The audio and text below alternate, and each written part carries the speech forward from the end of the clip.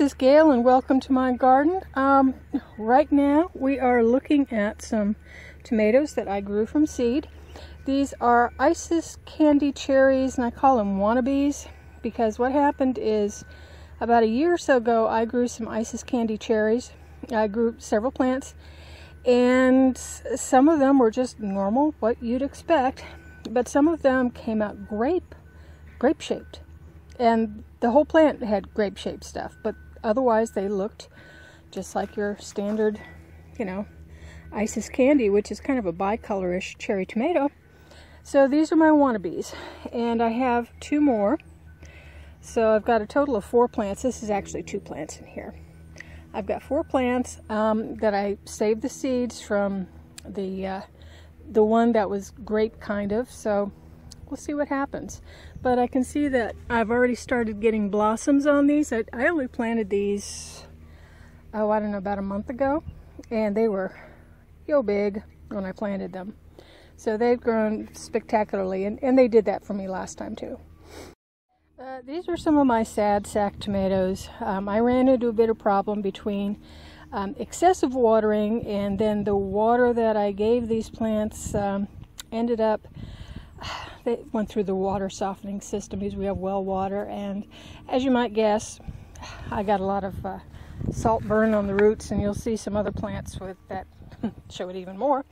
Now over here we have early girl, and this tomato has given me several ripe tomatoes so far this year.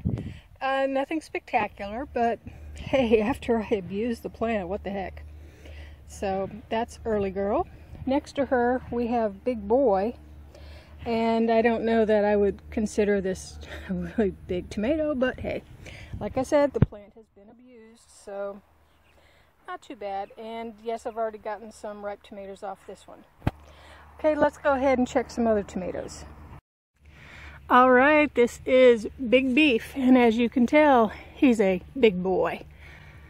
So I am very much looking forward to getting this tomato ripened, although I did promise it to my husband so he could have a nice BLT.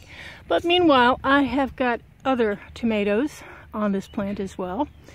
And yeah, along with all the rest, it's had the salt problem, but it's actually not been as badly affected as some of the others. Right here we have, this is my black cherry tomato plant, and this one is fairly good size. I'd say this one is about 3.5 feet so far. I'm growing everything in containers, and that explains part of the reason why I've been having problems with the salty roots and root burn and everything like that. But this one is doing pretty well. I have got tomatoes all over the place on this one. It's kind of hard to see, but I'm very much looking forward to this. Last time I tried growing it, I'm afraid that the tomato hornworms beat me to even getting to the point of flowering. So I'm looking forward to having some nice tomatoes from this. Here's one of my determinate tomatoes. This is Better Bush, and Better Bush, I'm afraid, suffered quite a bit. I have gotten quite a few ripe tomatoes off of it so far though, and I've noticed that I've got some new growth and it's starting to bloom again, so who knows, maybe I'll get a second flush now that I've gotten the water situation all straightened out. But this one down here is just starting to turn. Yeah, it's just starting to turn anyway. And I've got some more up here, some more down there. So looking forward to getting more out of this one. Here we have it's actually a kind of a semi-determinate tomato. It's an indeterminate, but it grows very short. This one is Husky Red Cherry. And if you're wondering why it's in this, I've had a bird problem this year. They have been eating my tomatoes. So I wrapped it up in some insect netting. I've got some ripe tomatoes, one ripe tomato back there, and I've picked up a bunch of tomatoes off of this one, a bunch of ripe tomatoes. So it looks like it's in a wedding veil, but at least I'm getting to get some tomatoes because the birds have been beating me to it. Here are my 2 red beefsteak tomatoes. Red beefsteak is an open pollinated, some people call it heirloom, and it has some really nice tomatoes on it. This plant looks like it needs some water actually. But if you can see in there, I've got a bunch of tomatoes in there. Bunch, and one of them looked like it has some blossom end rot, but all the rest look good. And it's putting out more tomatoes still. It's about reached to the top of the cage, and I'm really looking forward to tomatoes from it too. Next door to it is my other red beefsteak tomato, and this one again. You know what's interesting is this one has more beefsteak shape to it than this one does. This one has rounder tomatoes and this one has more of a classic beefsteak. So who knows if this one was actually misnamed and this one is really the red beefsteak. Who knows? I look forward to getting the tomatoes out of it. Hasn't quite reached the top of this, so it's not as quite a vigorous grower as this guy is, but hey, tomatoes are tomatoes. Now we'll show you one of my spectacular failures, just so you don't think I always grow decent stuff.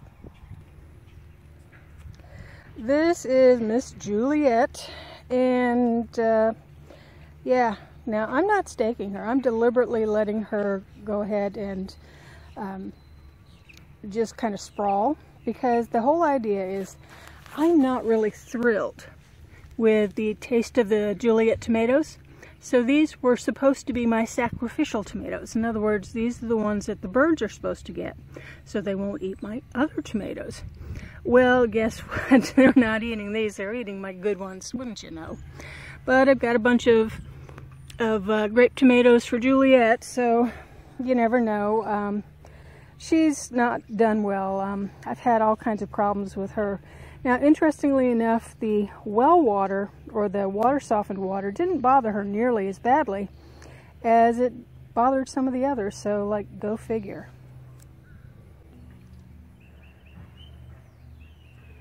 So that's my tomato update for today. This is just a little walkthrough. I'm going to be doing some experimentation this summer. Now, I live in South Florida, and summers here are totally brutal. Normally, all I can do is grow cherry tomatoes, but this summer I'm going to be doing some experiments. I figure, what the heck, why not? So, this is Gail. I hope you've enjoyed the garden tour of the tomatoes. I've got some other tours of my peppers coming up, and I also have some orchids. So, stay tuned, and meanwhile, happy gardening. Bye.